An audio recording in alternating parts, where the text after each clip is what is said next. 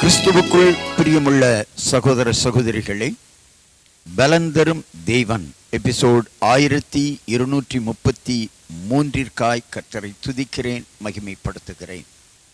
இந்த நாளிலும் சங்கீதம் 135:20 இப்படியாக சொல்லுகிறது: லேவி குடும்பத்தாரே, கர்த்தரை ஸ்தோத்தரியுங்கள், கர்த்தருக்கு பயந்தவர்களே, கர்த்தரை ஸ்தோத்தரியுங்கள்.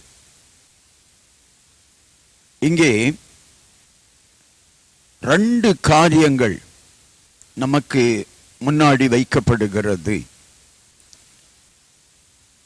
ஊழியம் செய்கின்ற பிள்ளைகளும் கர்த்தரை ஸ்தோத்தரிக்க வேண்டும். கர்த்தருக்கு பயந்து நடக்கிற பிள்ளைகளும் கர்த்தரை ஸ்தோத்தரிக்க வேண்டும். கர்த்தருக்கு பயப்படுகிற பயம் மனித பயத்தை அப்புறப்படுத்தும்.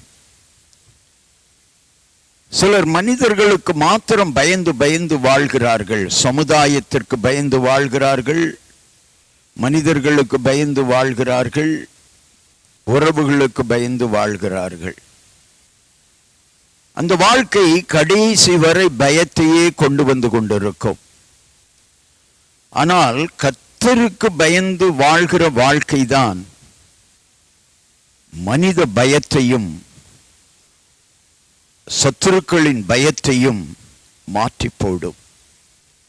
128 சங்கீதம் 1 சொல்லுகிறது: கர்த்தருக்கு பயந்து அவர் வழிகளில் நடக்கிறவன் எவனோ அவன் பாக்கியவான்.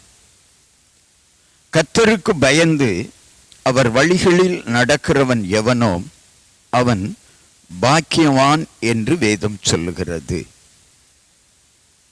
ஆசீர்வதிக்கப்பட்டவன். ஒரு ஆசீர்வாதமான வாழ்க்கைக்கு கர்த்தருக்கு பயப்படுவது மிக மிக அவசியம். கர்த்தருக்கு பயந்து நடக்கிற பிள்ளைகளின் தொழில் ஆசீர்வதிக்கப்படும், குடும்பம் ஆசீர்வதிக்கப்படும், பிள்ளைகள் ஆசீர்வதிக்கப்படுவார்கள். இன்றைக்கு உலகத்திலே மனிதர்கள் எதையோ தெய்வம் என்று சொல்லிக்கொண்டு தெய்வம் அல்லாதவைகளை வணங்கி கொண்டு பயந்து வாழ்கிறார்கள். பிசாசுக்கு பயந்து வாழ்கிறார்கள். சாத்தானுக்கு ஆராதனை செய்து வாழ்கிறார்கள். இப்படிப்பட்ட ஜனங்கள் கடைசியிலே அவர்கள் பயத்தினாலேயே அழிவுக்கு நேராக நடத்தப்பட்டு விடுவார்கள். ஆனால் கர்த்தருக்கு பயந்து வாழ்கிற ஜனம், வாழ்கிற மனிதன் யாருக்கும் பயப்பட வேண்டிய அவசியமில்லை. எனவேதான் வேதம் சொல்லுகிறது, உன் வாழ்க்கை, உன் குடும்பம், உன் தொழில், உன் வியாபாரம் சிறந்திருக்க வேண்டுமானால் நீ கர்த்தருக்கு பயந்து வாழ். உன் வாழ்நாளெல்லாம் நீ களி கூறுவாய். கண்களை மூடி ஜெபிக்கலாம். எங்களை நேசிக்கிற நல்ல தகப்பனே, கர்த்தருக்கு பயந்து வாழ்கிறவர்களின் வாழ்க்கை ஆசீர்வாதமாக அமையும். எனவே கர்த்தருக்கு பயந்து வாழ்கிறவர்கள் கர்த்தரை ஸ்தோத்தரிக்க வேண்டும், துதிக்க வேண்டும். கர்த்தர் செய்த நன்மைகளை நினைத்து துதிக்க வேண்டும். கர்த்தருக்கு பயப்படுகிற மனிதர்களுடைய வாழ்க்கையிலே தொழில், வியாபாரம், வேலை ஆசீர்வாதமாக அமையும், குடும்பம் ஆசீர்வாதமாக அமையும், பிள்ளைகள் ஆசீர்வாதமாக வாழுவார்கள், உயர்வார்கள். எனவே கர்த்தருக்கு பயந்து நடக்கிற குடும்பத்தை, தொழிலை, வேலையை, வியாபாரத்தை கர்த்தர் ஆசீர்வதிப்பார்.